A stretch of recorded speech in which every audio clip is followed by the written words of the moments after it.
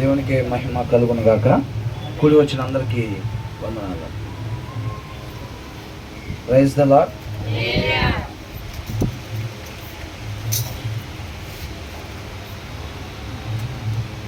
మన శుక్రవారం ఏం ధ్యానించుకున్నాం మనం? మొదటి సమయాలు ఏముంది దాంట్లో?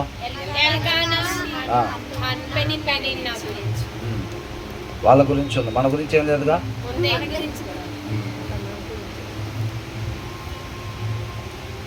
ఓకే, మొదటి సమయాల గ్రంథం 2వ అధ్యాయం.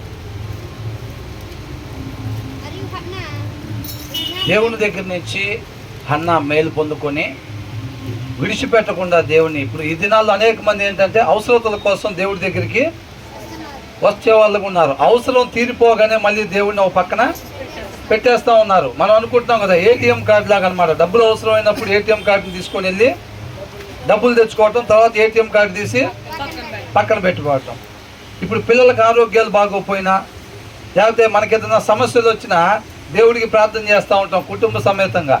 అవసరత ఎప్పుడైతే తీరిపోయిద్దో, తీరిపోగానే ఏం చేస్తాం? మళ్ళీ మన ఇష్టానుసారంగా మనం ఉంటాం. న్యాయాధిపతుల దినాల్లో ఇశ్రాయేల్ జనాంగం కూడా అదే రీతిగా ఉన్నారు కదా. దేవుడు దాన్ని ఇష్టపడ్డారా? ఇష్టపడలేదా? ఇష్టపడలేదు. కాబట్టి మనం అలా ఉండకుండా హన్నా ఏం చేసింది? పిల్లలు లేనప్పుడు దేవుని సన్నిధికి వచ్చి తన హృదయాన్ని కుమ్మరించుకుంది. ఎప్పుడైతే దేవుడు పిల్లల్ని దయచేసిన తర్వాత, కుమారుని దయచేసిన తర్వాత దేవుడిని మర్చిపోయిందా? ఏమని పేరు పెట్టింది? సమూయేలు అని పేరు పెట్టింది. అంటే దానికి అర్థం ఏంటి? దేవుని దగ్గర నుంచి అడిగి పొందుకొనుట అని అర్థం.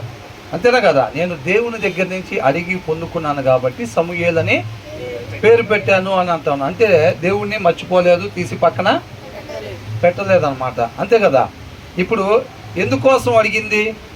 ఒకవేళ నీవు నా కుమారుని ఇచ్చినట్లయితే శాశ్వతంగా నీ సన్నిధిలో నీ సేవ చేయటం కోసం నేను అర్పించుకుంటానని చెప్పింది. అవునా? కుమారుని ఇచ్చిన తర్వాత దాన్ని తీసి పక్కన పెట్టేసిందా? ఇచ్చిన మాట కొరకు, అవునా, తీసుకుని వెళ్ళి ఆ యొక్క సమూయేలుని దేవుని సన్నిధిలో విడిచిపెట్టిందాక పట్టు విడవకుండా ఇంటి వద్దనే ఉండి తనని సిద్ధపాటు చేసి సమూయేలుని తీసుకెళ్ళి దేవుడి సన్నిధిలో విడిచిపెట్టినట్టుగా మనం చూస్తూ ఉన్నాం. తర్వాత బాధపడినట్టుగా ఉందా, లేకపోతే ఎలాగుంది? మొదటి అధ్యాయం చివరి వచనంలో కదా మనం చూసింది. కాబట్టి ఆ బిడ్డని యెహోవాకు ప్రతిష్ఠించుచున్నాను, తాను బ్రతుకు దినములన్నిటను వాడు యెహోవాకు ప్రతిష్ఠితుడని చెప్పాను. అప్పుడు వాడు యెహోవాకు అక్కడనే మొక్కెను. అప్పగిచ్చిన తర్వాత 2వ అధ్యాయం మొదటి వచనంలో ఏముందండి? మరియు హన్నా విజ్ఞాపన చేసి ఇలాగ, నేను నా హృదయము యెహోవా యందు సంతోషించుచున్నది. ఏంటంటే కుమారుడు తీసుకుని వెళ్ళి దేవుని సన్నిధిలో ఇచ్చిన తర్వాత ఆమె హృదయం ఎలా ఉందంట? సంతోషించుచున్నది. ఇంక అంతకన్నా మంచి ప్రదేశం ఉంటుందండి ఇంకా? అవునా? అంతకన్నా మంచి ప్రదేశం ఉండదు. అలాగా ఆమె బాధపడుతున్నట్టు లేదు, ఎంతో సంతోషిస్తున్నట్టుగా ఉంది. తర్వాత ఏముంది? యెహోవా యందు నాకు మహాబలము కలిగెను, నీ వలన రక్షణ బట్టి సంతోషించుచున్నాను, నా విరోధుల మీద నేను అతిశయపడుదును అని అంటా ఉన్నారు. ఎంతమంది అండి ఇప్పుడు బైబిల్ చదివేటప్పుడు చాలా టైం వేస్ట్ చేస్తున్నాను, ఆ పని చేసుకుంటే బాగుండేది, బట్టలు తుక్కుంటే బాగుండేది, కొద్ది పని అన్న అయినట్టు ఉండేది, అంట్లు తోముకుంటే బాగుండేది, అవునా, కూర్చొని బైబిల్ చదువుకొని టైం వేస్ట్ చేశాను అనుకుంటున్నారు ఎవరన్నా? ప్రార్థనకి వెళ్ళి వచ్చి 2 గంటలు టైం వేస్ట్ చేశాను అని అనుకుంటున్నారా?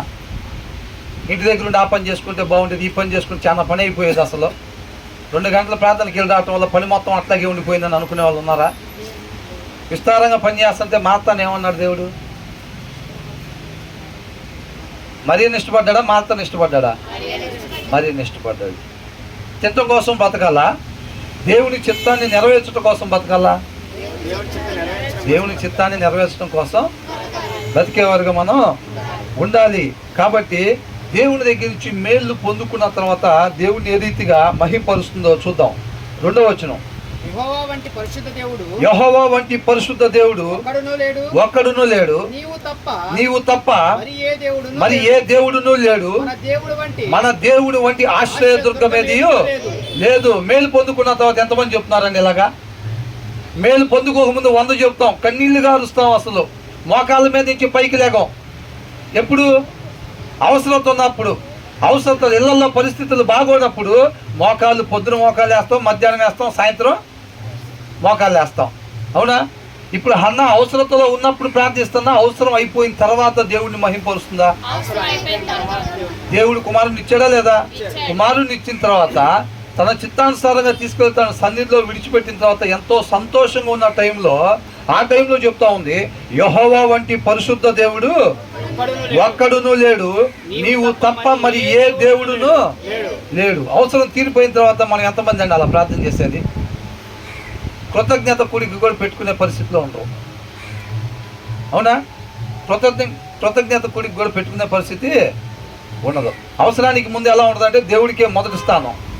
అవసరం తీరిపోయిన తర్వాత ఇక చుట్టాలు వచ్చిన తర్వాత, దేవా కొంచెం పక్కకు జరుగుతావా, మా పెదనాన్న వచ్చాడు. ఈ ముఖ్యమైన ప్లేస్లో వాళ్ళ పెదనాన్న కూర్చుంటాడంట. తర్వాత వాళ్ళ పెద్దమ్మ వచ్చింది, దేవుడిని ఇంకొద్దిగా అవతలకు జరుగుదేవా, ఏంటంట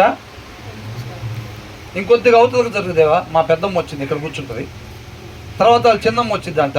తర్వాత ఏం చేస్తాడు, దేవ కొద్దిగా అటు కూర్చోవా, పక్కన కూర్చోలో కూర్చోవా, మా చిన్నమ్మ వచ్చింది. అవునా? పరిస్థితులు చక్కబడిపోతే దేవుడు కనపడ్డావు, అటు జరిపి బైబుల్ తీసే పని ఉండదు. ఆ రేపు చదువుదాం, ఇవాళ ఒక్కరోజే కదా, నిన్న ఇవాళేగా చదవండి, రేపు చదువుదాం, ఆ 3 రోజులేగా అవుతుంది మనం చదవకుండా అని చెప్పి దేవుడిని కొద్దిగా పక్కకు పెట్టి మూల పెట్టేస్తూ ఉంటాం. ఆయన మనం ప్రేమించే దేవుడు కాబట్టి మన శత్రువులకు అప్పగించినట్టుగా మనకి అవసరతని క్రియేట్ చేసిన మళ్ళీ దగ్గరకు తీసుకుంటూ ఉంటాడు. అవునండి? మనం దాన్ని గమనించుకోకుండా న్యాయాధిపతుల దినాల్లో ఉన్నట్టుగా అవసరతల కొరకు దేవుడి దగ్గరికి వస్తాం, ఆపదలు రాగానే దేవుడి దగ్గరికి వస్తాం. మనకి ఎప్పుడైతే అవసరత తీరిపోగానే దేవుడిని మళ్ళీ పక్కన పెట్టేస్తాం. ఎంతకాలం అలా ఉంటామని చెప్పి దేవుడు మీతో నాతో మాట్లాడుతున్నాడు ఇవాళ. ఎంతకాలం అలా ఉంటారు? నామకార్థంగా లేకపోతే ఆచారంగా భక్తి చేయొద్దని దేవుడు మాట్లాడుతున్నాడు అన్నమాట. అర్థమైందండి? ప్రార్థన దగ్గరికి వస్తే నిజంగా నేను తప్పు చేశాను, అస్సలు నేను చాలా పాపిని, ఘోర పాపిని అని చెప్పి అయిపోయిన తర్వాత బయటికి వెళ్ళి ఎవరు నొక్కుతున్నారండి? టీవీ రిమోట్ ఎవరు నొక్కుతారు? సీరియల్ది మనం నొక్కుతామా, వేరే వాళ్ళు నొక్కుతారా? అబద్ధాలు మనోడితో మనం ఆడతామా, వేరే వాళ్ళు ఆడతారా? ఎంతకాలం మరి అట్లాగా? అవునా? ఆయన చిత్తాన్ని తెలుసుకున్న చిత్త ప్రకారం మనం జీవించాలా లేదా? ఆ తర్వాత ఏమంటుంది? యెహోవా అనంత జ్ఞానియగు దేవుడు, ఆయనే క్రియలను పరీక్షించువాడు. ఏం చేస్తాడంట? ఆయన పరీక్షిస్తాడా, పరీక్షించడా? ఆయన వింటాడా, వినలేడా? చూస్తాడా, చూడలేడా? చూస్తాడు. చాలా మంది అనుకుంటాడు ఆయన కూడా మనలాంటాడే. కీర్తనలు 50వ అధ్యాయం ఏమనుంది? ఆయన కూడా నువ్వు చేసే తప్పులకి నేను ఏమీ శిక్షించకుండా ఉండటం చూసి నేను కూడా నీలాంటి నరుని అనుకుంటున్నావు కదా అని అంటున్నాడు దేవుడు. అర్థమవుతుందండి? యెహోవా అనంత జ్ఞానియగు దేవుడు, ఆయనే క్రియలను పరీక్షించువాడు. మనం ఏమి చేస్తున్నా కానీ దేవుడు కంపల్సరీగా చూస్తాడండి. అర్థమవుతుందండి? అంత గర్వముగా మాట్లాడుకుడి. పెనిన్నా ఎట్లా మాట్లాడిందండి హన్నాతో? పెనిన్నా ఎట్లా మాట్లాడింది? దేవుడు నాకు పిల్లల్ని ఇచ్చాడు, నీకు పిల్లల్ని ఇవ్వలేదు అని చెప్పి పదే వచ్చినప్పుడెళ్ళే ప్రతిసారి కూడా అదే విషయంలో తనని విసికిస్తూ ఉంది, కోపపరుస్తూ ఉంది. ఈ దినాల్లో మన సహోదరులు సహోదరులు ఉన్నప్పుడు ఎదుటి వారికి ఏదైతే కొదువుగా ఉందో దాన్ని పదే ఎత్తే లక్షణం ఎవరిదంటే అపవాదిదండి, ఆ సాతానుది. ఏమంటాడు వచ్చి? నువ్వు పాపివి. అవునా? నువ్వు పాపివి, నువ్వు ప్రార్థన చేస్తే దేవుడు ఆలకిస్తాడా? నువ్వు పాపివి అంటూ ఉంటాడు వాడు పద్దాకలా. అవునా? ఆ లక్షణం ఎవరిది? ఎదుటి వాళ్ళ దగ్గరికి వెళ్ళి నీకు ప్రార్థన రాదు, నీకు అది రాదు కదరా, నువ్వు ఇది రాదు కదరా, నువ్వు ఇట్లా కదరా, నువ్వు అట్లా కదరా అనేది మొత్తం కూడా అపవాది. దేవుడు మాటల చేత ఇప్పుడు ఎల్కానా ఎలాగ ధైర్యపరిచాడు హన్నాని?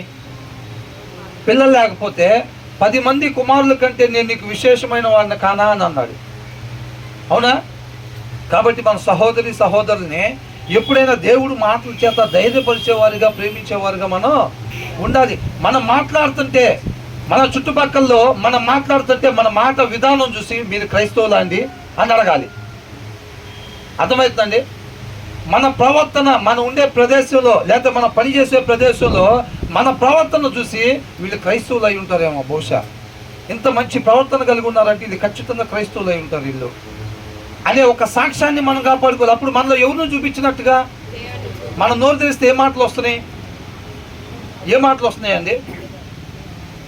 పక్కన వాళ్ళు ఒకవేళ ఇది క్రైస్తవులు అని చెప్పినా వీళ్ళు క్రైస్తవులు కాదు, ఆ నోరు తెరిస్తే చాలు అన్నీ ఆ మాటలు అసలు వినలేము అసలు.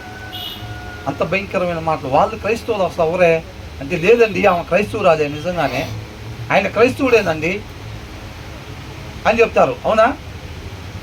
ఏమంటారు? ఆమె క్రైస్తవురాలేనండి, ఆమె క్రైస్తవుడే నిజంగానే. మరి ఏంటండి అంత భయంకరంగా మాట్లాడుతున్నారు వాళ్ళు? అలవాట్లు ఏంటండి? ఆ మాటలు ఏంటండి? అసలు దేవుణ్ణి మిగతా అన్ని జనులు చూడకుండా ఎవరు అడ్డం పడుతున్నారండి? ఎవరైతే క్రైస్తవులని చెప్పుకుంటా దేవుడి నామానికి అవమానకరంగా జీవిస్తూ ఉన్నారో వాళ్ళని చూసి అసలు క్రైస్తవులు అనే వాళ్ళు ఎట్లా ఉంటారు అని అనుకుంటున్నారు. అవునా కదా? కాబట్టి ఇక్కడ ఏమంటుంది, పెనిన్న ఎట్లా మాట్లాడిందంట, పిల్లలు వచ్చారు కదా అని చెప్పి గర్వంగా హన్నాతో మాట్లాడింది. పిల్లలు కలగటంలో పెనిన్న గొప్పతనం ఏమైనా ఉందా? గర్భఫలం దేవుడిచ్చు, పిల్లల్ని దేవుడి వాళ్ళ బహుమానంగా. అవునండి, ఆమె ఎలా మాట్లాడింది? గర్వంగా హన్నాతో మాట్లాడింది. కాబట్టి ఇక్కడ ఏమంటున్నారు, అంత గర్వముగా మాట్లాడుకుడి, నీ నోట రానియకుడి. మనం ఇవాళ ఏ స్థితిలో ఉన్నా సరే మన వాక్యం చెప్పే వాళ్ళ దగ్గర నుంచి, వినే వాళ్ళ దగ్గర నుంచి, పాటలు పాడే వాళ్ళ దగ్గర నుంచి, ప్రార్థన చేసే వాళ్ళ దగ్గర నుంచి, ప్రతి ఒక్క స్థితిలో ఒకవేళ మనం ఆర్థికంగా బాగున్నామా, ఆరోగ్యంగా బాగున్నామా, ఏ స్థితిలో ఉన్నా సరే అది మన శక్తి సామర్థ్యాలను బట్టి ఉన్నామా, దేవుడి కృపను బట్టి ఉన్నామా? దేవుడి కృప లేకుండా మనం ఏది కూడా చేయలేము. నేను రేపు సజీవుడిగా ఉంటానని ఎవరైనా చెప్పగలుగుతాం? ఆయన కృప లేకుండా చెప్పలేం. అంతేనా కాదండి? మరి మనకు దేనికండి గర్వం? అసలు దేనికి గర్వం? సమస్తాన్ని పోగు చేసుకున్న ప్రాణమా, తిను తాగు సుఖించు, నీ కోసం సమస్తాన్ని సమకూర్చి పెట్టానని చెప్పి తన ప్రాణంతో ఒక వ్యక్తి మాట్లాడుకుంటుంటే దేవుడు ఏమన్నాడంట, వెర్రివాడా ఈ రాత్రి నీ ప్రాణాన్ని అడుగుతున్నాను అన్నాడంట. తన శక్తి సామర్థ్యాలతో కూడబెట్టిన ఆ యొక్క సమస్త ధాన్యం ఏమైపోయింది చూసారండి? మనిషి శక్తి అలాంటిది అనమాట. మన శక్తి సామర్థ్యాలతో, మన జ్ఞానంతో, మన ఆలోచనతో దేవుడు పరిచర్యను కొనసాగించాలంటే అది మాత్రం అయ్యే పని కాదు. కేవలం తన ఆత్మ చేత మాత్రమే నడిపింపబడాలి. అప్పుడే ఆయన్ని మహిమపరచగలుగుతాము. అర్థమవుతుందండి? తర్వాత ఏమంటున్నాడు, అంత గర్వపు మాటలు మాట్లాడుకుడి, ఏం చేస్తారంట, ప్రఖ్యాతి పొందిన విలుకాండ్రు అంటే బాణాలు వేసే వాళ్ళు ఎంత బాగా నైపుణ్యం కలిగిన వాళ్ళు కూడా ఏమవుతారంట, ఓడిపోతారంట. ఎప్పుడు? గర్వం ఎప్పుడైతే, నువ్వు ఎక్కడన్నా పెట్టు, నేను ఒక్కసారి బాణంతో కొడతా, నేను చిన్న లేదా ఏదన్నా ఒక యాపిల్కాయ లేకపోతే ఒక చిన్నది పెట్టినా కానీ దాన్ని కూడా నేను బాణంతో కొట్టగలుగుతా అని గర్వం వచ్చింది అనుకోండి, ఏమవుతాడంట, అతను ఓడిపోతాడంట. చూసారా? ఎప్పుడైతే తగ్గింపు స్వభావం ఉంటుందో, ప్రభా నీ కృప లేదు, నేను ఏమీ చేయలేదు ప్రభా అని ఆయన కృపని ఎవరైతే ఆశ్రయిస్తారో వాళ్ళంట త్రొట్టిల్లేవారు, అంటే ఏమీ చేయలేని వాళ్ళు ఏమవుతారంట, బలాన్ని పొందుకుంటారంట. ఆయన కృపని ఎవరైతే ఆశ్రయిస్తారో వాళ్ళు బలాన్ని పొందుకునేవారుగా ఉంటారు. వాళ్ళ శక్తి సామర్థ్యాలను బట్టి కానీ ఆధారపడినట్లయితే వాళ్ళు ఏమవుతారు, ఓడిపోతారంట. తృప్తిగా భుజించిన వారు అన్నము కావాలని కూలికి పోవుదురు. ఏంటంట, ఒకప్పుడు బాగా బతికేమండి, ఒకప్పుడు ఎలా బతికారంట, ఇప్పుడు ఏమైందంట, తినటానికి తిండి లేదు. ఎందుకని? ఒకప్పుడు దేవుడు సమృద్ధినిచ్చాడు, ఆ చుట్టూ ఉన్న అల్పులు ఎవరైతే ఉన్నారో వాళ్ళకి వీళ్ళు సహాయపడే స్థితిలో ఉన్నా కానీ ఏమాత్రం వీళ్ళు సహాయం చేయలేదండి వీళ్ళు. అవునా? అంటే వీళ్ళకి ఏమున్నట్టు, అప్పుడు గర్వం ఉంది వీళ్ళకి, మా కాడ డబ్బు ఉంది, మాకు పలుకుబడి ఉంది, మేము ఏదైనా చేస్తాం, మేము ఒక 10 మంది కుటుంబ సభ్యులు ఉన్నాం, మేము ఏమైనా చేస్తాం మిమ్మల్ని మేము అనుకుంటే అని అనుకుంటా ఉంటారనమాట. ఇదేంటంట, తృప్తిగా భుజించేవారు అన్నము కావాలని కూలికి, ఆకలి కొనిన వారు ఆకలి తీరా. చూసారా? అసలు తినటానికి లేని పరిస్థితుల్లో ఉన్న వాళ్ళంట ఎలా తింటారంట, ఆకలి తీరా తృప్తి పడేటట్టుగా తింటారంట. కాబట్టి మనం గర్వపడచ్చండి. ఇవాళ పెనిన్న అట్లా చేసిందండి, అది తెలుసుకోవడానికి రాపిచ్చాడా? పెనిన్న లాగా మనం ఉండకూడదని రాపిచ్చాడా? పెనిన్న లాగా మనం ఉండకూడదు అని ఆయన కృపను బట్టి రాపిచ్చాడు ఇది మాట. అవునండి, కేవలం విని తెలుసుకొని మనం ఆచరించకపోతే మంచి నేలను పడే విత్తనాలుగా మనం ఫలించేవారుగా ఉండము అని మనం పోయిన వారం ధ్యానించుకున్నాం. అవునండి, ఫలించడం అంటే ఏంటి? వాక్యాన్ని కేవలం వింటాం తెలుసుకోవటమేనా? దాని ప్రకారంగా ఎప్పుడైతే మనం నడుచుకుంటామో అప్పుడే మనం ఫలించేవారుగా ఉంటాము. తర్వాత ఏమంటున్నారు? వడ్రాలు 7 పిల్లలను కనును, అనేకమైన పిల్లలను కనినది కృషించిపోను. ఎప్పుడైతే గర్వం కలిగి ఉంటారో, గర్వం కలిగి పెనిన్నా గురించి వాళ్ళ పిల్లల గురించి బైబిల్లో రాశారండి. కానీ హన్నా యొక్క కుమారుడు గురించి రాశారా లేదా? ఎవరు హన్నా కుమారుడు? సమూయేలు గురించి రాశారా లేదా? మరి గర్వం ఉంటే ఏమైంది పరిస్థితి? అవునా? కాబట్టి మనకిచ్చిన పిల్లలను బట్టో, లేకపోతే ఇంకో దాన్ని బట్టో, ధనాన్ని బట్టో, ఆరోగ్యాన్ని బట్టో మనం గర్వపడేవారుగా మనం ఉండకూడదు. దేవుడు కృపను బట్టి ఆయన మనకి ఇచ్చిన ఆరోగ్యాన్ని ఇతరుల కొరకు మనం సహాయపడే దానికోసం ఉపయోగించాలి. నీకు సమృద్ధి ధనాన్ని దేవుడు ఇచ్చాడా? నీ చుట్టూ అల్పులు ఎవరైతే ఉన్నారో వాళ్ళకి కావాల్సిన అక్కరతలు మనం తీర్చేవారుగా మనం ఉండాలి. సత్క్రియలందు ఆసక్తి కలిగి ఉండాలన్నమాట. ఎవరెవరు ఉన్నారు, నేనేం చేయాలి, ఏ రీతిగా దేవుడిని మహింపరచాలి, సమయం కొద్దిగా ఉన్నది, ఆయన చిత్తాన్ని బలంగా నెరవేర్చేవారుగా ఉండాలి. అంతేనండి, ఏదో సాదా సీదాగా కాదండి. ఆయన చిత్తాన్ని ఎలా నెరవేర్చాలి? బలంగా నెరవేర్చేవారుగా మనం ఉండాలి. గొప్పగా ఆయన నామాన్ని మహింపరిచేవారుగా ఉండాలి. మనం ఎలాగా? మన మాట ద్వారా, మన ప్రవర్తన ద్వారా, మనం మన జీవితాల ద్వారా ఆయన్ని మహింపరిచేవారుగా మనం ఉండాలి. తర్వాత జనులను సజీవులను గాను మృతులను గాను చేయువాడు యెహోవాయే. చూసారా? కాబట్టి మేము పని చేసుకుంటున్నామండి, పని చేసుకుంటున్నాం, బియ్యం తెచ్చుకున్నాము, తింటున్నాం, కాబట్టి మేము బతుకుంటున్నాం అని అనుకోవచ్చా? ఏంటంట? జనులను సజీవులను గాను మృతులను గాను చేయువాడు ఎవరంట? బతికేటట్టుగా చనిపోయేటట్టు చేసేది ఎవరంట? దేవుడే చేస్తాడంట. అవునా? యెహోవాయే పాతాళములకు పంపుచు అందులో నుండి రప్పించుచున్నవాడు ఆయనే. దారిద్ర్యమును ఐశ్వర్యమును కలుగు చేయువాడు, కృంగు చేయువాడును లేవనెత్తువాడును ఆయనే. మనం ఏమనుకుంటాం? కష్టపడ్డామండి, అందుకే ఈ స్థితిలో ఉన్నాం మేము. అవునా? ఏమనుంది ఇక్కడ? దారిద్ర్యమును ఐశ్వర్యమును కలగజేయవాడు, కృంగు చేయువాడును లేవనెత్తువాడును ఆయనే. ఆయన ఇవ్వకుండా ఎక్కడి నుంచి వచ్చింది చెప్పండి? అవునా? ఇప్పుడు పెద్ద వ్యాపారం పెట్టామండి, ఒక పెద్ద షాప్ పెట్టాం, ఏదన్నా షాప్ పెట్టాం, కస్టమర్లు ఎవరు పంపించాలి?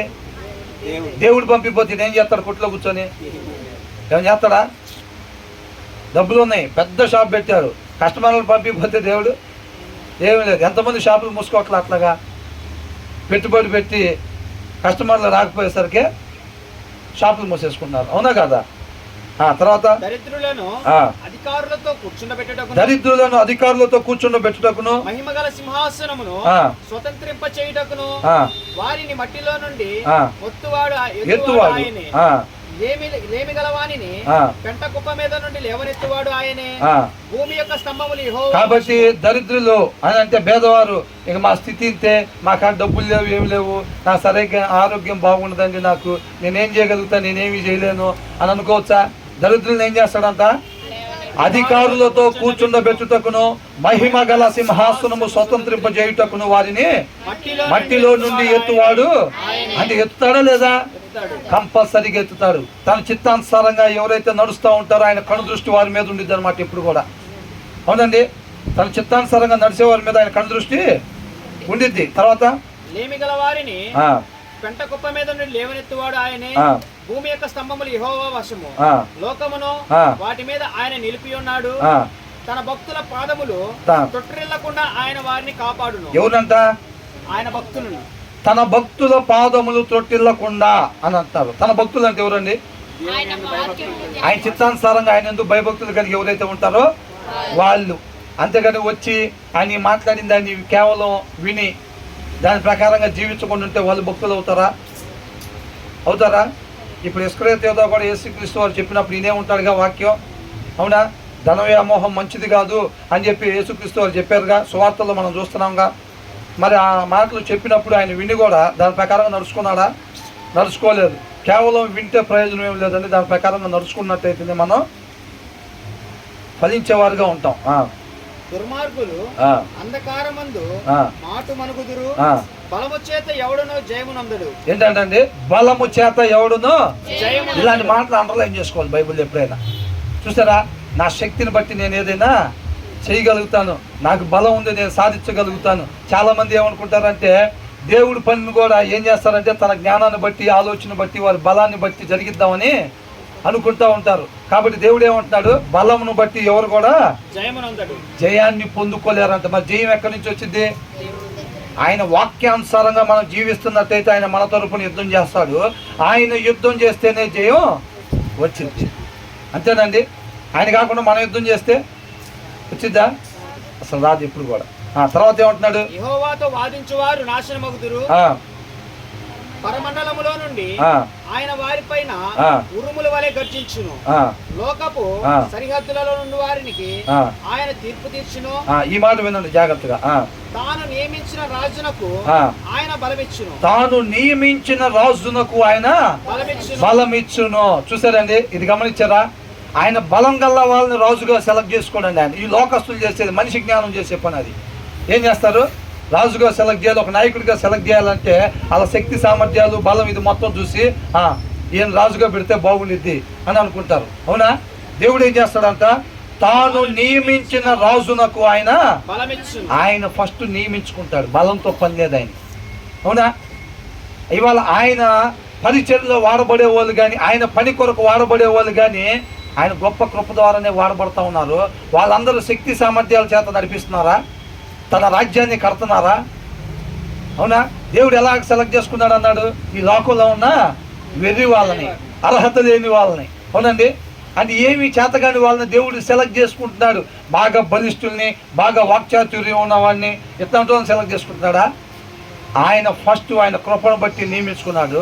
ఆయన నియమించుకున్న తర్వాత వాళ్ళకి ఏం చేస్తాడంట, బలాన్ని ఇస్తాడంట. చూసారా? మనం ఈ లోకంలో ఏమనుకుంటాం, బలం గల్లా వాళ్ళని రాజుగా సెలెక్ట్ చేసుకుంటారు ఈ లోకంలో. కాకపోతే ఆయన ఏం చేస్తాడంటే ముందు సెలెక్ట్ చేసుకుంటాడు ఆయన కృపను బట్టి, తర్వాత బలహీనుని ఏం చేస్తాడు, బలపరుస్తాడు. ఇప్పుడు సౌలుని రాజుగా సెలెక్ట్ చేసుకున్న తర్వాత ఏం చెప్పాడు, నీ మీదకి పరిశుద్ధాత్మ దేవుడు వస్తాడు, దాని తర్వాత నుంచి నీకు ఏది మంచి అనిపిస్తే అది చేయమని చెప్పాడు. అంతేనా కదా? ప్రతి ఒక్కరిని కూడా దేవుడు ఎన్నుకున్న తర్వాత అప్పుడు ఆయన ఆత్మ నడిపింపుని దయచేస్తూ ఉన్నాడు. అంతే కదండి. ఇది మనం గమనించుకోవాలి. నాకు బలం లేదు, నాకు పాటలు రావు, నా పాటలు రావు, నా బైబిల్ చదవటం సరిగ్గా రాదు, నేనేం చేయగలుగుతా అంటే నేను దేవుడి పరిచర్యలో దేని పనికిరాను అనుకుంటా. అవునా? దేవుడి పరిచర్యలో దేనికి పనికిరాను అనుకుంటా, నా దగ్గర ఏ క్వాలిఫికేషన్ లేదుగా. అయితే నీకోసమే దేవుడు చూస్తున్నాడు. నేను కూడా అట్లాంటి కాబట్టి నన్ను సెలెక్ట్ చేసుకున్నాడు. అర్థమైందండి. నా దగ్గర ఏ క్వాలిఫికేషన్ లేదు, కేవలం ఆయన కృపను బట్టి సెలెక్ట్ చేసుకొని ఆయన పరిచర్యలో వాడుకుంటున్నాడు.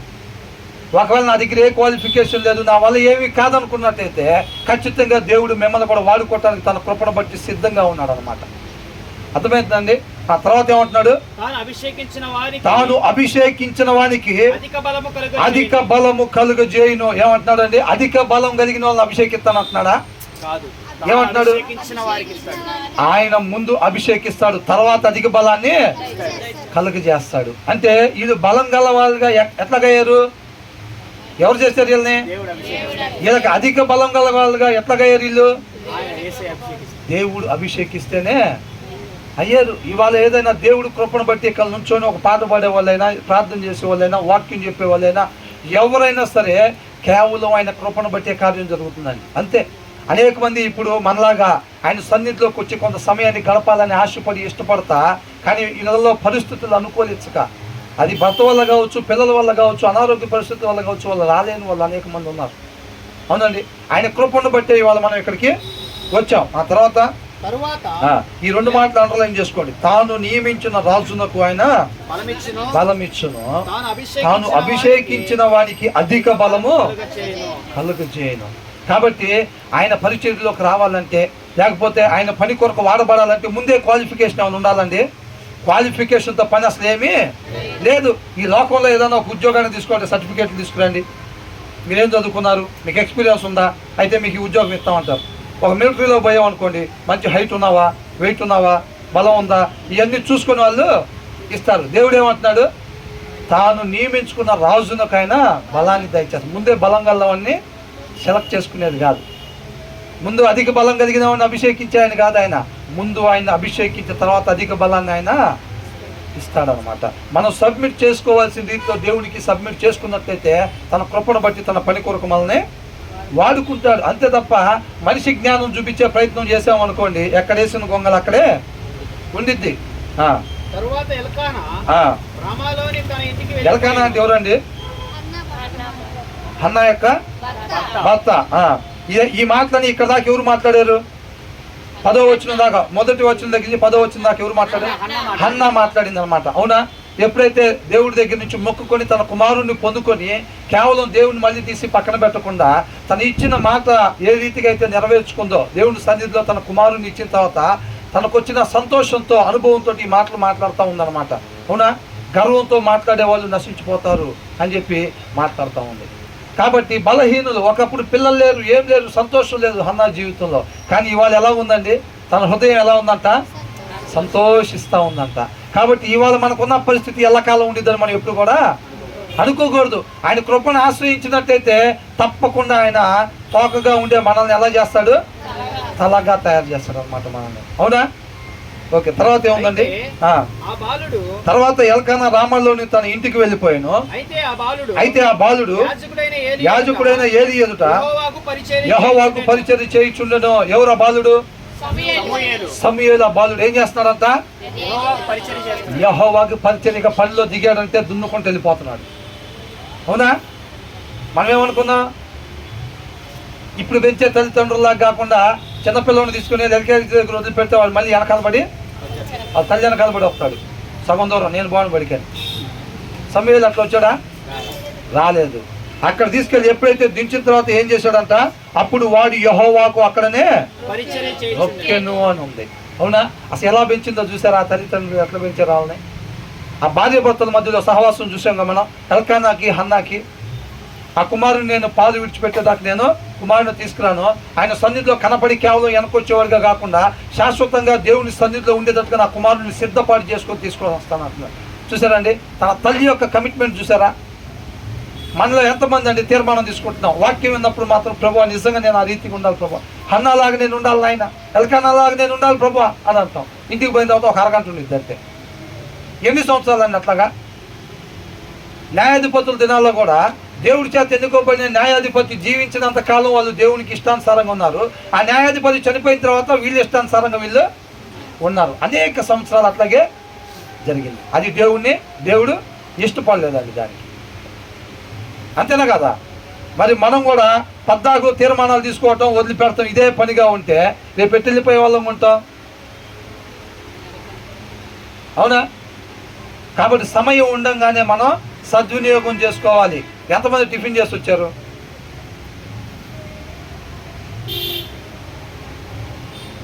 నిజం చెప్పండి, ఎంతమంది టిఫిన్? తప్పేం కాదు, టిఫిన్ చేస్తే తప్పేంది ఏమన్నా? ఎంతమంది పాపం చేసి వచ్చారు అన్నట్టుగా అసలు ఏంది అట్లా ఆలోచిస్తున్నారు? ఎంతమంది టిఫిన్ చేసి వచ్చారు? ఒక 15-20% టిఫిన్ చేసి వచ్చినట్టున్నారు. అంతేగా? నేను కూడా చేస్తాను. ఒక దోస్తుని వచ్చా.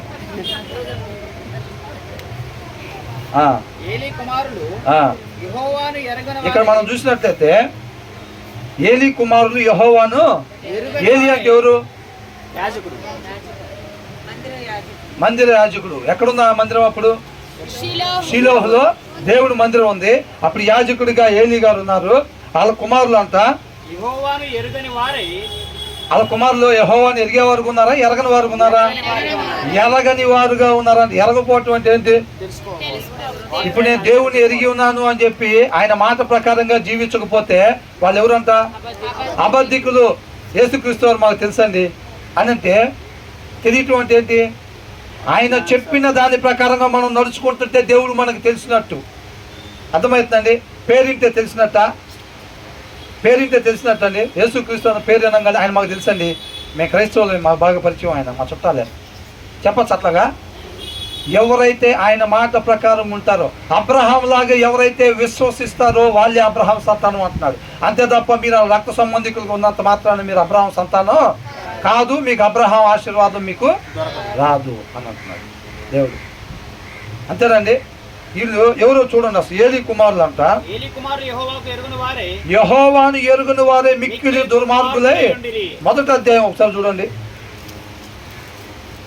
మొదటి అధ్యాయం మూడో వచనం. ఇతడు షీలేహునందున్న సైన్యములకు అధిపతి యెహోవాకు మొక్కుబడుటకు బలి అర్పించుటకును ఏటేటా తన పట్టణము విడిచి అచ్చడికి పోవచ్చు. ఎవరంట పోయేది? ఎల్కానా. ఇప్పుడు ఈ మాట చూడండి. ఆ కాలమున ఏలీ యొక్క ఇద్దరు కుమారులకు హోఫ్ని ఫీనెహాసులు యెహోవాకు యాజకులుగా నుండిరి. ఎవరంటే ఇల్లు? యాజకులు. యెహోవా కంటే యాజకులుగా ఉన్నారంట. వీళ్ళకి ఎవరు తెలియదంట? దేవుడు తెలియదంట. అదిపోలా, వీళ్ళు దేవునికి యాజకులుగా ఉన్నారంటే దేవుడు తెలియదంట వీళ్ళకి. అసలు చూడండి ఎట్లా ఉన్నారో. ఎవరన్నా ఉన్నారా ఈ దినాల్లో క్రైస్తవులు అట్లాగా? దేవునికి మహిమ. చాలా వరకు అంత యాక్టివ్ మోడ్లోనే ఉన్నారు, చక్కగా ఆలోచిస్తున్నారు. ఎవరైనా ఉన్నారా అంటే ఎవరు లేరని ఊపుతారేమో అనుకున్న తలకి. అవునా? దేవునికి యాజకులుగా వీళ్ళు ఉన్నారంటే దేవుడు తెలియదు అంటే వీళ్ళకి. మన పేరుకి క్రైస్తవులుగా ఉంటాము, కానీ మనకు తెలుసున్నాడా దేవుడు? మనకు తెలుసా? తెలియటం అంటే ఏంటి?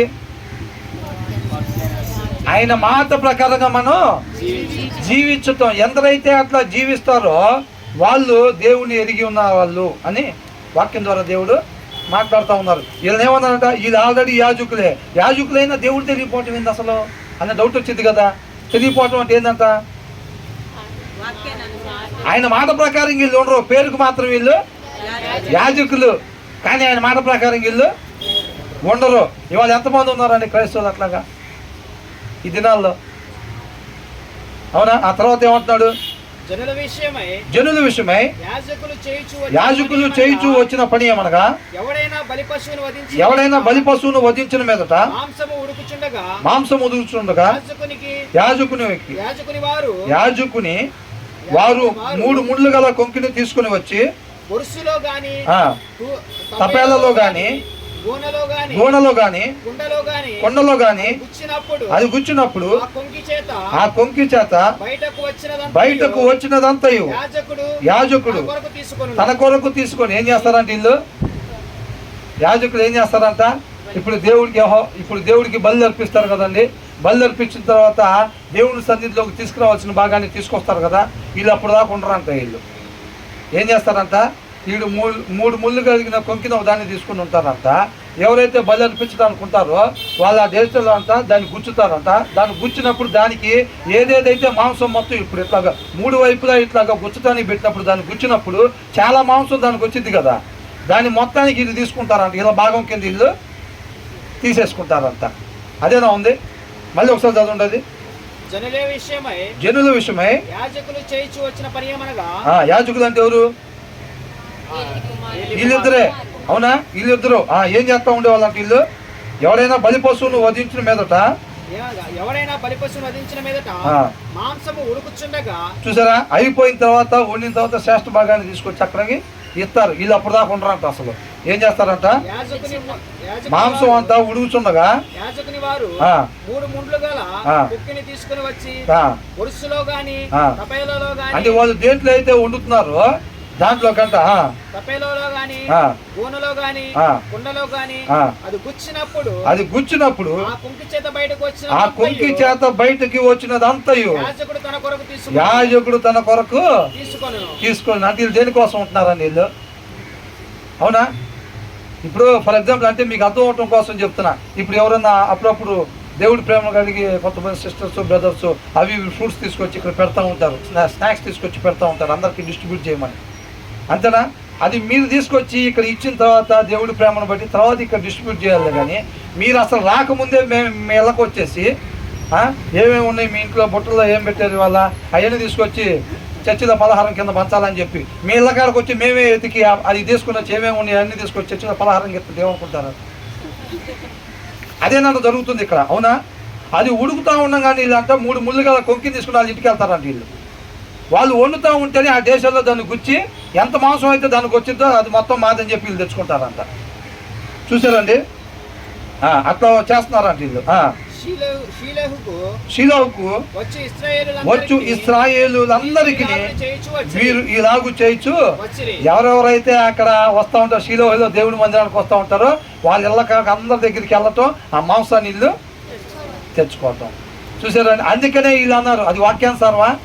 అందుకనే వీళ్ళు యెహోవాను ఎరగని వారు దుర్మార్గులై ఉన్నారని చెప్పి రాశారు. అవునా కదా? అంటే వీళ్ళు ఒకటేనండి, వాక్యాన్ని అనుసరించట్లేదు అంతే. వాక్యాన్ని అనుసరించకపోతే ఎవరంటే వీళ్ళు దేవుణ్ణి ఎరగని వాళ్ళు అంతే. ఇవాళ మన క్రైస్తవులై ఉండొచ్చుకోక మనం వాక్యాన్ని అనుసరించకపోతే మనం దేవుని ఎరిగిన వాళ్ళమా ఎరగని వాళ్ళమా? ఖచ్చితంగా దేవుని ఎరగని వాళ్ళమే. ఇవాళ వాళ్ళ గురించే కాదండి దేవుడు చెప్తుంది, ఇవాళ మనతో కూడా మాట్లాడుతూ ఉన్నాడు ఆయన కృపను బట్టి. అర్థమవుతుందండి? మనం అనేక సార్లు మనం ఏమనుకుంటామండి, అక్కడ ఏం జరిగిందో తెలుసుకొని విని విడిచిపెట్టడం కాదండి, ఆ రీతిగా మీరు ఉండొద్దు అనేది దేవుడు అభిప్రాయం కాబట్టి మనకి తెలియపరుస్తూ ఉన్నాడు. దాన్ని అది తీసుకోవాలి. ఏలి కుమారులు అంటున్నారండి, ఎత్తున్నారండి అని అంటే దానివల్ల మీరు ఏం నేర్చుకున్నారంటే మాకేం సంబంధం అండి, వాళ్ళకి మాకు వాళ్ళు చెప్పారు మేము విని వచ్చాము అంతే. వాళ్ళకి మాకేం సంబంధం? సంబంధం లేకపోతే దేవుడు ఇది రాపిస్తాడా? ఎందుకు రాపించాడు? దీన్ని రాపించడం వెనకాల దేవుడి ఉద్దేశం ఏంటి? వారికిలాగా మీరు ఉండొద్దు, వారికిలాగా మీరు ఉండొద్దు. ఆ ప్రదేశంలో ఉండే వాళ్ళు అసలు ఎలాగుండాలి అని చెప్పి అలాగ ఉండండి అని చెప్పి దేవుడు మాట్లాడుతూ ఉన్నాడు. నా కుమారులు కుమార్తెలు అనబడే వాళ్ళు ఏ రీతిగా ఉండాలి, మీరు ఆ రీతిగా ఉండండి, వీరికిలాగా మీరు ఉండొద్దు అని చెప్పి దేవుడు చెప్తా. అందుకోసం రాపించాడు ఇది, అంతే తప్ప వాళ్ళ గురించి ఎవరి గురించో స్టోరీ కోసేపు విని మంచి స్టోరీ చెప్పారు బెదరి వాళ్ళ. అవునా? మంచి స్టోరీ చెప్పారని చెప్పి విని విడిచిపెట్టేవారు ఉంటే. అవునండి, ఇవాళ ఋతు గురించి చెప్పమంటే బెదర్ నేను చెప్తా ఏంటంట ఋతు ఏం చేసిందండి, ఎలా ఉండాలి అత్తగత నేను చెప్తా అంటాం. ఎంతమంది అట్లా ఉంటున్నారంటే ఒకళ్ళ వెనకాల ఒకళ్ళు దాక్కునే పరిస్థితి. హన్నా గురించి చెప్పండి అంటే నేను చెప్తా అంటాం. హన్నాలాగా ఎంతమంది ఉన్నారు వాళ్ళ భర్తతో అంటే ఒకళ్ళ వెనకాల ఒకళ్ళు దాక్కోవటం. ఎన్ని సంవత్సరాలు అండి అది? ఎందుకు రాపించాడు దేవుడు అది? హన్నా తన భర్తతో ఎలాగుంది? ఎల్కానా గురించి చెప్పండి అంటే మగవాళ్ళు అనేక మంది నేను చెప్తాను బ్రదర్ నేను చెప్తా అంటాం. అవునా? ఎల్కానా లాగా ఎంతమంది తన భార్యను ప్రేమిస్తున్నారంటే ఒకళ్ళ వెనకాల ఒకళ్ళు దాక్కోవటం. అదే జరుగుతుందండి ఈ లోకంలో. ఇంకా ఇంత చీకటి ఎందుకు ఉందనంటే మనకు కేవలం స్టోరీలు వింటాం. సంసోను గురించి నేను చెప్తాను బ్రదర్, నాకు తెలుసు మొత్తం. దావీదు మహారాజు నాకు తెలుసు అండి, మొత్తం చెప్తాను. మోషే గురించి నేను చెప్తానండి. ఎంతమంది అలా ఉంటున్నారంటే కనపడం మనం. దేవుడు అది కావాలంటున్నాడు. అర్థమవుతుందండి? దేవుడు తన కృపను బట్టి ఏ రీతిగా ఉండండి, ఈ రీతిగా ఉండొద్దు, ఈ రీతిగా ఉండండి అని చెప్పి దేవుడు మనకు తెలియపరుస్తూ ఉన్నాడు. ఆ మాటకి విధేయత చూపించి ఆ రీతిగా మనం ఉన్నట్టయితే కనుక రేపు ఆయన కుమారులుగా కుమార్తెలుగా ఆయనతో పాటు శాశ్వతంగా ఉండేవాళ్ళుగా మనం ఉంటాం. అంతే తప్ప మేము శుక్రవారం వస్తామండి, ఆదివారం వస్తామండి, మధ్యలో ఇంకోసారి యూత్ మీటింగ్ పెడితే దాన్ని కూడా వస్తామండి, కాకపోతే అక్కడ చెప్పింది మాత్రం మేము చేయమండి అంటే నువ్వు ఎన్ని మీటింగ్లకు వచ్చినా కానీ రేపు ఆయనతో పాటు ఉండేవారుగా మనం ఉండం అంతే. అర్థమవుతుందండి?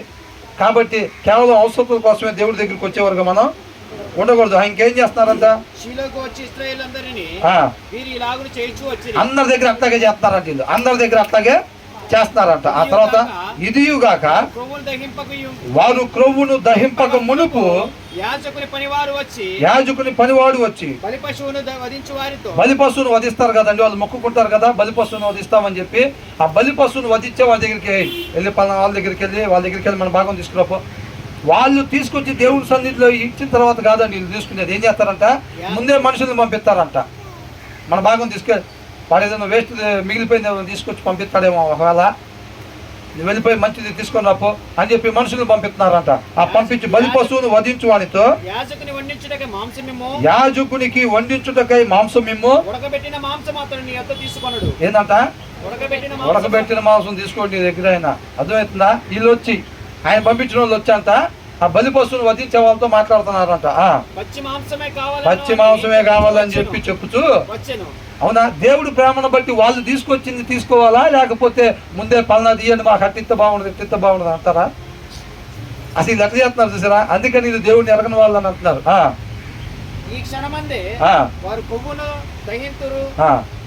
అంటే ఆయన అంటున్నాడంట మీరు ఉడకబెట్టిన మాంసం ఇస్తే కుదరదు, పచ్చి మాంసమే కావాలి అని చెప్పారంట. చెప్పినప్పుడు అంట వాళ్ళు అంటున్నారంట ఈ క్షణమందే వాళ్ళు క్రొవ్వుని దహిస్తారని, ఒక్క నిమిషం ఆగితే మీ భాగం మీకు ఇచ్చి పంపిస్తాం అని అంటున్నారంట వాళ్ళు.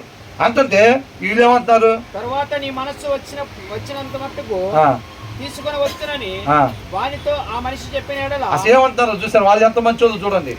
క్రొవ్వును దహించిన తర్వాత ఒక్క నిమిషంలో క్రొవ్వును దహిస్తామండి, తర్వాత మీకు ఎంత కావాలో అంత తీసుకెళ్ళండి అని చెప్తున్నారు అండి. అవునా? ఎంత కావాలో అంత మీకు తీసుకెళ్ళండి అంటే వీళ్ళు ఏం చెబుతున్నారు? ఆ మనిషి చెప్పిన ఎడల వాడు అలాగనవద్దు, ఆ వచ్చినోడంట అలాగొద్దు, ఇప్పుడే ఇయ్యవలెను, ఇప్పుడే ఇయ్యాలి అని స్పాట్ ఇప్పుడు ఇచ్చేసేయాలి అంతే. నువ్వు క్రొవ్వుని దహించేప్పుడు దాకా మేము ఇక్కడ ఉండము. లేని ఎడల బలవంతము చేత తీసుకొందునను. ఏం చేస్తారంట? బలవంతంగా తీసుకుంటారు. నువ్వు ఇప్పుడు ఇచ్చేసే అర్జెంటుగా, నువ్వు క్రొవ్వుని దహించి ఇప్పుడు ఇస్తానంటే కుదరదు. నువ్వు ఇప్పుడు ఇచ్చే, ఒకవేళ నువ్వు ఇవ్వకపోతే బలవంతంగా తీసుకెళ్తామని చెప్తున్నారు. చూసారా వాళ్ళు యాజకత్వం ఎట్లా చేశారో? అవునా? ఈ రోజుల్లో అనేక మంది కూడా ఏం చేస్తారంటారంటే, అనేక మంది పద్దాకలు విశ్వాసుల దగ్గర నుంచి డబ్బులు పిండటమే పని. కొంతమంది గురు మారిపోయిన వాళ్ళు ఉంటారు. అంటే క్రీస్తుని గురి కలిగిన వాళ్ళుగా ఉండరు. కొంతమంది పేరుకు పాస్టర్ గారుగానే కొనసాగుతూ ఉంటారు. వాళ్ళ పని ఏంటంటే అభివృద్ధి చెందాలి, పేరు సంపాదించుకోవాలి, గొప్ప పాస్టర్ గారు అని చెప్పి పేరు సంపాదించుకోవాలి, లేకపోతే బాగా ధనాన్ని వాళ్ళ గురి మారిపోయి ఉండిద్ది అనమాట. వాళ్ళు ఏం చేస్తూ ఉంటారంటే విశ్వాసుల దగ్గర పిండే పనిలోనే ఉంటారండి. అవునా? వీళ్ళు ఏం చేస్తున్నారు? వీళ్ళు పేరుకి యాజకులుగా ఉన్నారు. వీళ్ళ పని ఏంటి? మాంసం తెచ్చుకోవటం, పిండటమే జనాల దగ్గర. అవునా? వీళ్ళు చేసే పనులు ఎట్లా ఉందంట చూడండి. తర్వాత అందువలన జనులు యెహోవాకు నైవేద్యము చేయుటయందు అసహ్యపడుటకు ఆ యవనులు కారణమైరి. చూసారండి ఎంత భయంకరమైన మాట, ఎంత భయంకరమైన పనికి వీళ్ళు కారకులయ్యారో చూసారా? జనులు ఏంటంట? యెహోవాకు నైవేద్యము చేయుటయందు అసహ్యపడుటకు.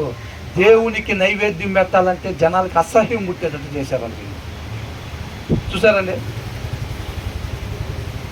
నేను కూడా అంతకు ముందు దినాల్లో కొన్ని మందిరాలకి వెళ్ళినప్పుడు ఏమైందంటే, వాళ్ళు వెళ్ళిన దగ్గర నుంచి ఏదో ఒక రూపాయన స్పాన్సర్ చేయండి, లేకపోతే ఇది చేయండి, ఈ అవసరం ఉందండి, ఆ అవసరం ఉందండి అని ఏదో ఒక రూపాయన 3-4 సార్లు అయినా సరే ఆ యొక్క సవాల్సిన కూడికి అయిపోయే లోపల డబ్బులు అడగటం అనేది ప్రెషర్ చేస్తారు విశ్వాసం.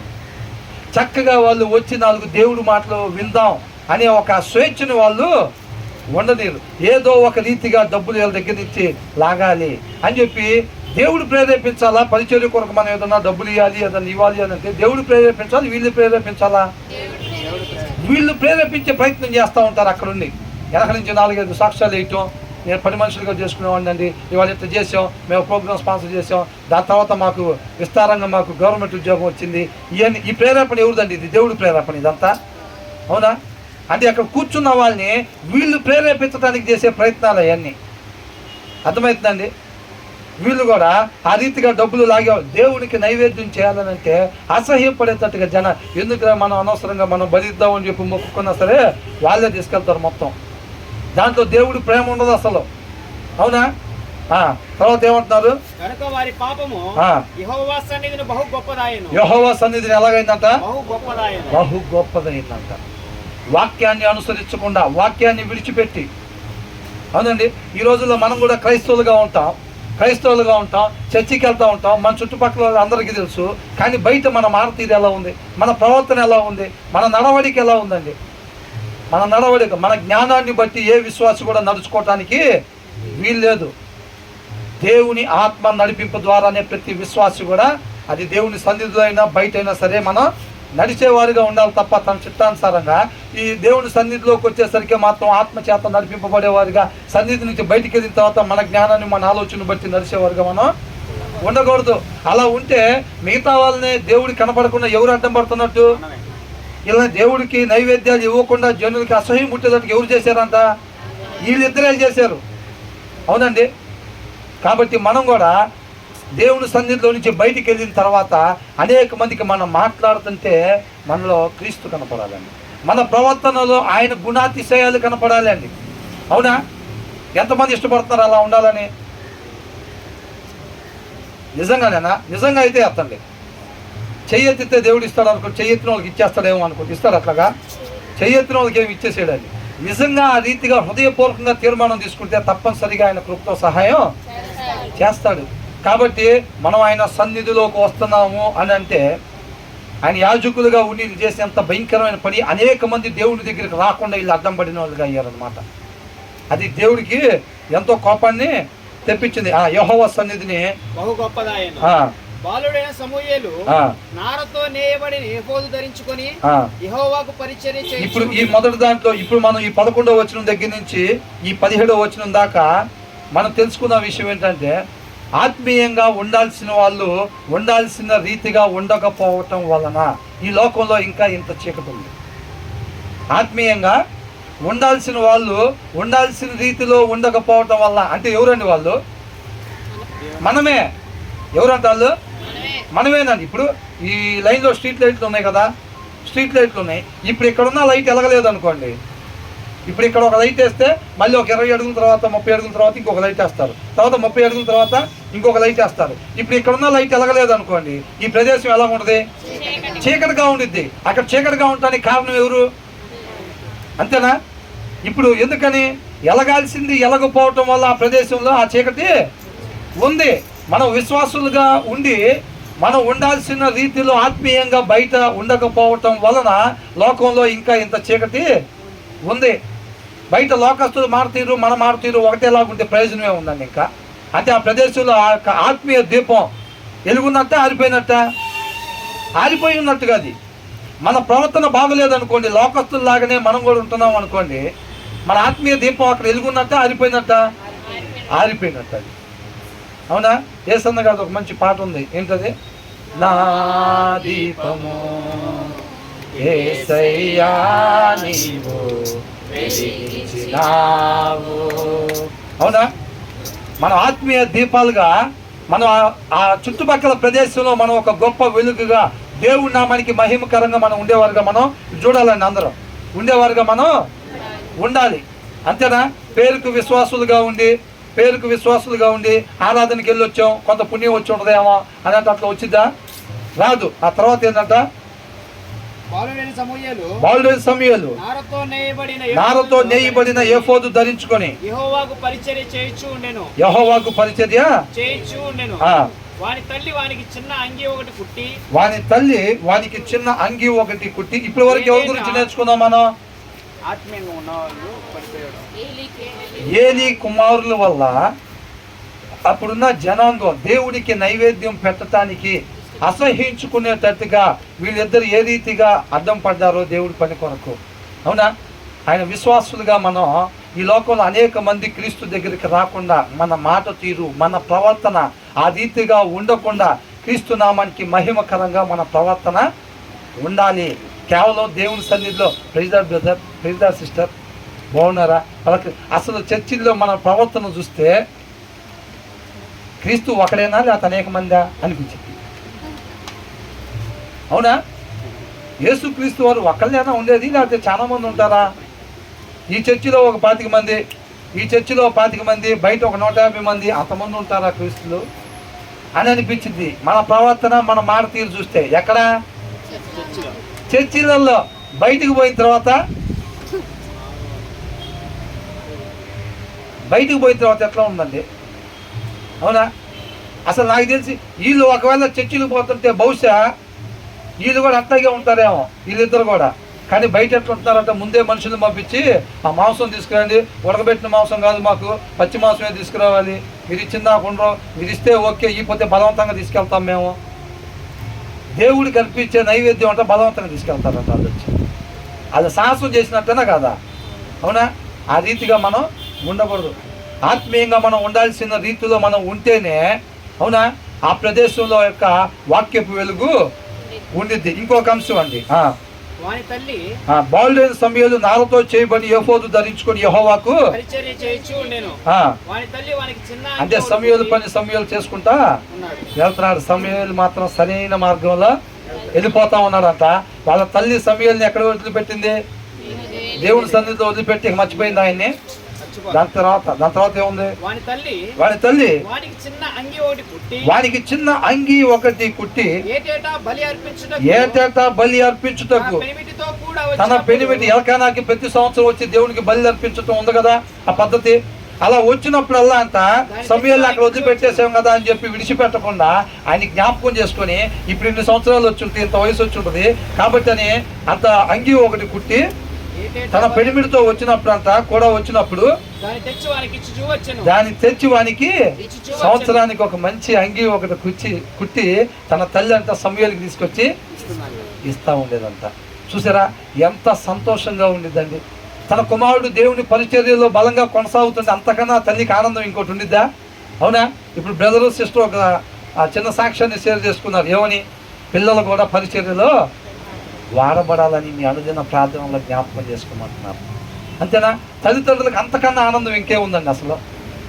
తర్వాత అంటున్నారు యెహోవా సన్నిధిని మనవి చేసుకొనగా అంటే ఏలీ గారు మాట్లాడుతున్నారు. ఏలీ అంటే ఎవరు? యాజకుడుగా ఉన్నారు. అక్కడ షిలోహు మందిరంలో యాజకులుగా ఉన్నారు. అర్థమవుతుందండి? వాళ్ళ పిల్లలు ఎలాగున్నారు, వాళ్ళ తండ్రి చూడండి ఎలాగున్నాడు. అర్థమవుతుందండి? అనేక మంది పాస్టర్ గారు వాళ్ళ పిల్లలు కూడా వాళ్ళ పరిస్థితుల్లో భయంకరంగా ఉండే వారుగా ఉన్నారు.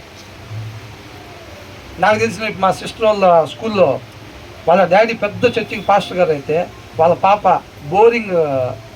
Boring miss. అసలు పొద్దుగూకులు ప్రేయరు సాంగ్స్ వర్షిప్లు ఇవి అంటారు. మా డాడీ బోరింగ్ అసలు మా లైఫ్లో అని చెప్తుందంట. మా సిస్టర్ మాతో చెప్తుంది. ఎంతోమందికి లేని గొప్ప భాగ్యం అసలు అది. అవునా? ఒక పెద్ద పాస్టర్ గారి కుమార్తె అంట బోరింగ్ అసలు మా లైఫ్లో ఎప్పుడు ప్రార్థనలో వాక్యాలు ఇవి ఉంటాయి అని చెప్తున్నారు. చూడండి ఎంత భయంకరమైన పరిస్థితుల్లో ఉన్నాడు. యెహోవా సన్నిధిని మనవి చేసుకొనగా నీకు దొరికిన ఈ సంతానమునకు ప్రతిగా యెహోవా నీకు సంతానమునిచ్చునుగాక అని ఏలీ ఎల్కానాను అతని భార్యను దీవించిన తరువాత ఏమని దీవించాడంట ఏలీ గారు? ఈ సంతానం యెహోవా సన్నిధిని మనవి చేసుకొనగా నీకు దొరికిన ఈ సంతానము. అవునా? హన్నాకి సమూయేలుని ఎట్లా ఇచ్చాడు దేవుడు? ఆయన సన్నిధిలో మొరపెట్టుకున్నప్పుడు సమూయేలుని దేవుడు ఇచ్చాడు. ఆ ఇచ్చిన ఆయన్ని ఏం చేసిందేమా? ఈయన ఇష్టానుసారంగా పెంచిందా? పెంచలేదు. కాబట్టి ఏమంటున్నాడు? మనవి చేసుకునగా నీకు దొరికిన ఈ సంతానమునకు ప్రతిగా యెహోవా నీకు సంతానమునిచ్చునుగాక అని అతని భార్యను దీవించిన తరువాత వారి ఇంటికి వెళ్ళిరి. యెహోవా హన్నాను దర్శింపగా వీళ్ళని కాకపోతే ఎవరిని దర్శిస్తారండి అసలు? ఆయన వాక్యాన్ని అనుసరించే వారి మీద ఆయన కనుదృష్టి ఉండేది. వాళ్ళ మేలు కొరకే సమస్తం సమకూడి జరుగుతూ ఉంటే లైన్ పక్కన నిలబడి దేవా నాకు ఇవ్వు ప్రభువా నాయన నాకు ఇవ్వు అని అంటే ఏమి ఇచ్చేది? నువ్వు లైన్లో ఉంటే అడిగే పని ఏమి లేదు. వచ్చి మళ్ళీ పిల్లల్ని దయచేయమని అడిగిందా? అడగలా. లైన్లో ఉందంతే. లైన్లో ఉన్న వాళ్ళు అడిగే పని ఏమి ఉండదు. వాళ్ళ కోసమే సమస్తం సమకూడి జరుగుతూ ఉంటాయి అంతే. అవునా? ఆ తర్వాత ఏంటంట? యెహోవా హన్నాను దర్శింపగా ఆమె గర్భవతి అయి ముగ్గురు కుమారులను ఇద్దరు కుమార్తెలను కనెను. అయితే యెహోవా సన్నిధి నుండి ఎదుగుచూ ఉండెను. చూసారండి? ఒకప్పుడు హన్నా జీవితం ఎలా ఉండేదండి? నిందలు, అవమానాలు. అవునా? పెనిన్నా దగ్గర నుంచి ఒకటే పనికి నీకు సంతానం లేరు అని విసిగించటం, కోపం తెప్పించటం, అలాంటి జీవితంలో ఉన్న హన్న ఇవాళ ఎలా ఉంది తన జీవితం? ఎంతమంది అంట? ముగ్గురు కుమారులు, ఇద్దరు కుమార్తెలు. తన జీవితం చూసారు ఎలా మారిపోయింది అసలు. దరిద్రులు అంతా అధికారులతో కూర్చుండబెట్టేవాడు ఆయనే అన్నమాట. మనం ఏమీ లేదని బాధపడుతున్నామేమో. అయితే నువ్వు నేనే దేవుడికి కావాలని ఆయన కోరుకుంటున్నాడు. ఇందాక అద్భుతమైన మాటలు ఏంటంట? తాను నియమించిన రాజునకు ఆయన బలమిచ్చును. బలం గల వాళ్ళని దేవుడు సెలెక్ట్ చేసుకోవడానికి లోకస్తుల్లాగా ఆయన ముందు సెలెక్ట్ చేసుకున్న తర్వాత వాళ్ళకి ఏమిస్తాడంట? బలాన్ని ఇస్తాడు. తాను అభిషేకించిన వానికి అధిక బలం కలిగిన ఆయన అభిషేకించడు. ఆయన ముందు అభిషేకించుకున్న తర్వాత వాళ్ళకి ఏమిస్తాడంట? అధిక బలాన్ని ఇస్తాడంట. కాబట్టి మనం ముందే బలం కలిగిన వాళ్ళకి ఉంటేనే పరిచయంలో వాడబడతాం. మన ముందు బాగా ప్రార్థన చేయటం రావాలి, బాగా వాక్యం చదవటం మనకు బాగా రావాలి. అప్పుడు దేవుడు సెలెక్ట్ చేసుకుంటాడా? అవునా? మనకి ఏమీ రాకపోయినా ఆశ కలిగి ఉన్నట్టయితే కనుక ఆశపడే ప్రాణాన్ని దేవుడు తృప్తి పరుస్తాడు. తర్వాత ముందు ఆయన్ని ఎన్నుకుంటాడు. తర్వాత ఆయన నీకు బలాన్ని దయచేస్తాడు, అధిక బలాన్ని దయచేస్తాడు. అంతే. అవునా? తర్వాత ఏమంటున్నారు చూసారా? మనం కూడా కొంతకాలమే ఉండిపోయే మన దగ్గర ఉండే ధనం కావచ్చు, బలం కావచ్చు, సమయం కావచ్చు, ఆయుష్ కావచ్చు. అర్థమవుతుందండి? దేవుని చిత్తం కొరకు ఉపయోగించడానికి నువ్వు నేను ఇష్టపడినట్లయితే కనుక శాశ్వతంగా ఉండే నిత్య జీవాన్ని దేవుడు మనకి ఇవ్వటానికి ఇష్టపడతా ఉన్నాడు. అర్థమవుతుందండి? ఒకే ఒక్క కుమారుడు ఉంటే హన్నాకి ఏం చేసిందంటే తీసుకొచ్చి దేవునికి అప్పగించింది. ఎంతమందిని ఇచ్చాడు దేవుడు? 5గురిని ఇచ్చాడు. ఇవాళ కొద్దిగా సమయం ఉంది, ఎంజాయ్ చేయాలి బ్రదర్. ఏంటంట ఒక్కటే జీవితం అని మనం అనుకుంటుంటే కొంతమంది బయట ఒక్కటే జీవితం ఎంజాయ్ చేయాలంట. అర్థమవుతుందండి? ఒక్కటే కుమారుడు ఉంటే ఆ ఒక్కడే కుమారుడు తీసుకుని వెళ్తే ఆయన సన్నిధిలో మన కొద్దిగా సమయం ఉంది. ఆ కొద్దిగా సమయాన్ని దేవుని చిత్తం కొరకు గడపడానికి ఇష్టపడితే మన దగ్గర ఉన్న ధనాన్ని దేవుడి పరిచర్య కొరకు, అంటే మొత్తం కాదని నేను చెప్పేది, దేవుడు ప్రేరేపణ బట్టి అని చెప్తున్నా నేను. అపార్థం చేసుకో దేవుడు కూడా. అర్థమవుతుందండి? మన దగ్గర ఉండే ధనం కావచ్చు, మన ఆరోగ్యం, ఆయన కృపను బట్టి మనకి ఇచ్చిన ఆరోగ్యం కావచ్చు. అవునా? ఇవాళ సమయాలు ఎవరు ఇచ్చారు? హన్నాకి దేవుడే ఇచ్చాడు. మనకి ఆరోగ్యం ఎవరు ఇచ్చారు? మనకి ధనం ఎవరు ఇచ్చారు? మనకి సమయాన్ని ఎవరు ఇచ్చారు? మనకి ఆయుష్ని ఎవరు ఇచ్చారు? హన్నా ఆ కుమారుని దేవుడే ఇచ్చాడు. అయినా సరే తన సన్నిధి కొరకు ఎట్లాగైతే ఉపయోగించిందో 5గురు పిల్లల్ని పొందుకునేటట్టుగా ఉంది. మనం కూడా ఆయన కృపను బట్టి మనకి ఇచ్చిన బలాన్ని, ధనాన్ని, సమయాన్ని, ఆయుష్ని ఆయన చిత్తము కొరకు ఉపయోగించడానికి మనం ఇష్టపడినట్లయితే శాశ్వతంగా ఉండే నిత్య జీవాన్ని దేవుడు మనకి ఇవ్వటానికి ఇష్టపడతా ఉన్నాడండి. అవునండి? అవునా? కేవలం హన్నా గురించి అన్నామండి. హన్నా ఎవరో ఒక హన్నా ఉందంట, అట్లా చేసిందంట, దానికోసం దేవుడు రాపిచ్చాడు. ఇది మనం కూడా అదే రీతిగా ఉండాలి అని చెప్పి వాళ్ళకు ఒకటే జీవితం, మనకి ఒకటే జీవితం. వాళ్ళ గొప్ప జ్యోతుల్లాగా వెలిగారు, దేవుడి నామాన్ని మహింపరిచారు. మనం కూడా అదే రీతిగా మహింపరిచేవారుగా మనం ఉండాలి. అవునా? సమయం ఎంత అయింది? చాలా సమయం ఉంది. కాబట్టి ఇంతటితోటి మనం ముగించుకుందాం. దేవుని కృప అయితే తర్వాత మిగతాది ధ్యానించుకుందాం. అంతేనా? మొదటి మాట ఏం ధ్యానించుకుందాం మనం? గర్విష్ఠులుగా ఉండకూడదు. అవునా? పెనిన్నా ఏం చేసింది? గర్వపు మాటలు, నాకు పిల్లలు ఉన్నారు, నీకు పిల్లలు లేరు, ఇది నా శక్తి సామర్థ్యాలు, నీకు శక్తి లేదన్నట్టుగా మాట్లాడింది. గర్భఫలం దేవుడిచ్చు బహుమానం. దేవుడు ఇవ్వకపోతే పెనిన్నాకి ఎక్కడి నుంచి వచ్చేవాళ్ళు అసలు? అంతేనా కదా? దేవుడు ఇవ్వకపోతే పెనిన్నాకు వచ్చేవాళ్ళ? రాదు. కాబట్టి సందర్భం అదే అనుకోబాకండి. అంటే పిల్లల విషయం కాబట్టి అట్లాగా మిగతా సందర్భాల్లో వేరుగా ఉండిద్దేమో అట్లా అనుకోబాకండి. ఏ విషయంలో అయినా సరే మనం గర్వం కలిగి ఉండేవారుగా మనం ఉండకూడదు. అంతేనండి? లోక సంబంధంగా అయినా ఆత్మీయంగా అయినా సరే మనం ఒక స్థాయిలో, ఒక స్థితిలో ఉన్నామంటే కేవలం ఆయన కృపే తప్ప మన శక్తి సామర్థ్యాన్ని బట్టి కాదు. కాబట్టి మనం ఈ స్థాయిలో ఉన్నాం కాబట్టి మిగతా వాళ్ళని చిన్న చూపు చూడటం అది మంచి పద్ధతి కాదు. ఆ విషయం తెలుసుకోవటం కోసం దేవుడు మనకి ఇది రాపిచ్చాడు. మనం ఏ స్థితిలో ఉన్నా సరే దిగువ స్థితిలో ఉన్న వాళ్ళని మనం ప్రేమించేవారిగా, పిల్లలు లేకపోయినా సరే తన భర్త ఎలా మాట్లాడాడండి? 10 మంది కుమారుల కంటే నేను నీకు విశేషమైన వాడను కానా, ఎందుకు దిగులు పడతావు అని అంటున్నాడు. అలాగే మన ప్రేమ చూపించేవారుగా మనం ఉండాలి. మొదటిది గర్వం కలిగి ఉండకూడదు. రెండో మాట ఏంటి? ఏలీ కుమారుల గురించి మనం ఆత్మీయంగా ఉండవలసిన వారు ఉండాల్సిన రీతిలో ఉండకపోవటం వలన ఈ లోకంలో ఇంకా ఇంత చీకటి ఉన్నది. అనేక మంది రక్షణ లేకుండా ఉన్నారు. ప్రభు వాళ్ళందరిని రక్షించిన ఆయన, వాళ్ళందరిని రక్షించి మనం ఉండాల్సిన వాళ్ళుగా ఎవరండి? ఎవరు రాజ్య స్థాపన చేయాల్సింది? ఎవరు? ఆయన ప్రేమ స్వరూపి. ఆయన స్వరూపం ఏంటి? ప్రేమ స్వరూపి. ఆయన్ని పోలి మనం జీవించాలంటే మనం ఏం కలిగి ఉండాలి? ప్రేమ కలిగి ఉండాలి. ఈ యాజకులుగా ఉన్న ఏలీ కుమారులు ఆ యొక్క వచ్చిన విశ్వాసుల మీద ఏం కనపరచాలి? దేవుడు ప్రేమను కనపరచాల్సింది. వీళ్ళేం కనపరిచారు? వీళ్ళు వాక్యానికి విరుద్ధంగా లోక సంబంధమైన తీరును వాళ్ళ దగ్గర కనపరిచారు. కానుకలు అవి తీసుకురండి, ఆ కానుకలు వాళ్ళ ఇళ్ళ దగ్గరికి వెళ్ళి కానుకలు తెచ్చుకున్నారంట. ఇస్తే ఓకే, ఈ పోతే బలవంతంగా తీసుకెళ్తామన్నారంట. చూడండి, దేవుడు ప్రేమను కనపరచాల్సిన ప్రదేశంలో వాళ్ళు ఉన్నారు. వాళ్ళిద్దరు అంతా దేవునికి యాజకులుగా ఉన్నారంట. కానీ వాళ్ళకి దేవుడు తెలుసంట తెలియదంట. ఏమన్నా మాట మళ్ళీ ఒకసారి చదవండి. 12వ వచనం.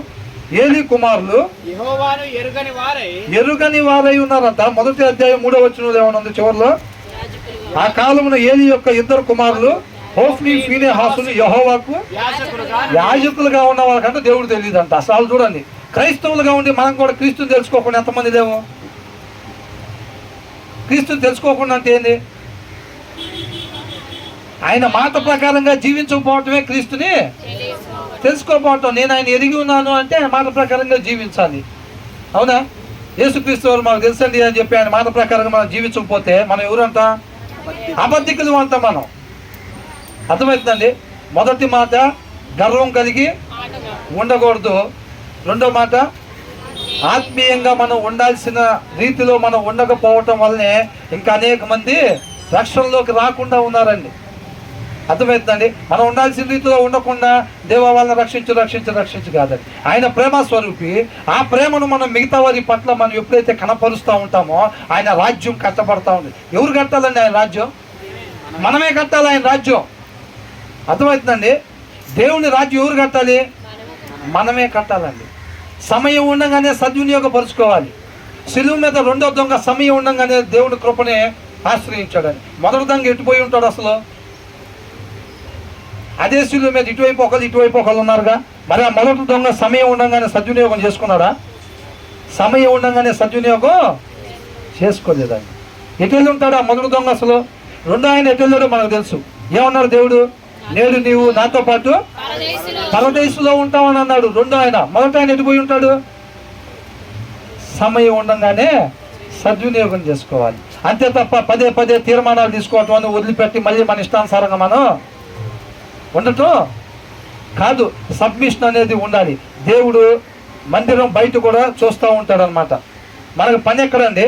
మందిరంలోనా మనకు పని? మందిరంలో ఏ రీతిగా ఉండాలో తెలియపరుస్తారు. ఆ రీతిగా మనం బయట ఆయన పోలి జీవించాలి. మందిరంలో కూడా ఆయన పోలి జీవించాలి, బయట కూడా ఆయన పోలి. మందిరంలో మాత్రం అసలు ఒదిగి ఉంటాం అంతా. ఎలాగా? క్రీస్తు ఒక్కడేనా, అనేక మంది ఉన్నారా అని డౌట్ వచ్చేటట్టుగా ఉంటాం. అంత బాగుంటాం. మందిరం బయటికి వెళ్ళిన తర్వాత వీళ్ళు క్రైస్తవులు అని వేరే వాళ్ళు చెబితే తప్ప తెలియదు. మన మాట చూసి వీళ్ళు క్రైస్తవులు అయి ఉంటారు ఖచ్చితంగా. ఇంత చక్కటి మాట మాట్లాడుతున్నారంటే, వీళ్ళ ప్రవర్తన ఇంత బాగుంది, వీళ్ళు నేనెవరో తిరిగిపోయిన ఇంత ప్రేమను కనపరుస్తున్నారంటే. అసలు కొన్ని మాటలు అయితే గుమ్మాల దగ్గర కూర్చొని ఉండేవాళ్ళు అంట. అబ్రహాము, లోతు. ఆ దారిని పోయే వాళ్ళు ఎవరైతే ఉంటారో వాళ్ళకి ఆతిథ్యాన్ని ఇవ్వటానికి అంట గుమ్మాల దగ్గర కూర్చొని ఉండే ఆ జీవితాన్ని అట్లా ఉపయోగించుకున్నారు వాళ్ళు. అంతే, ఒకే ఒక జీవితం. అవునా? అసలు ఆ జీవితాన్ని అంతా వాళ్ళు సత్క్రియలేందు ఆసక్తి కలిగి ఉన్నారు అన్నమాట. ఆతిథ్యం ఇవ్వటానికి అంటే వేరే వాళ్ళు ఒకవేళ ఆతిథ్యం ఇస్తారేమో, కాదు నేనే వాళ్ళకి ఆతిథ్యాన్ని వాళ్ళని గుమ్మాల దగ్గర నుంచొని ఉండేవాళ్ళంట. అలాగే జీవించారండి వాళ్ళు. కేవలం నేను చెప్పేది ఒకటేనండి, విని విడిచిపెట్టేవారుగా కాకుండా దాని ప్రకారంగా నడుచుకున్నట్లయితే మనం ఫలించేవారుగా ఉంటాం. మూడో మాట ఏంటి మనం ధ్యానించుకుంది? మొదటి మాట గర్వంగా ఉండకూడదు. రెండో మాట ఆత్మీయంగా మనం ఉండాల్సిన రీతిలో మనం ఉండాలి. మూడో మాట ఏంటి? కొంతకాలమే ఉండి వెళ్ళిపోయే ఈ యొక్క ధనము, బలము, సమయము, ఆయుష్ దీన్ని దేవుని చిత్తము కొరకే ఉపయోగించేవారుగా మనం ఇష్టపడినట్లయితే శాశ్వతంగా ఉండే నిత్య జీవాన్ని దేవుడు మనకి ఇవ్వటానికి ఇష్టపడతా ఉన్నాడు, సిద్ధంగా ఉన్నాడు అనమాట. అర్థమవుతుందండి? మరి మన సమయాన్ని దేవుడి కొరకు ఉపయోగిద్దామా?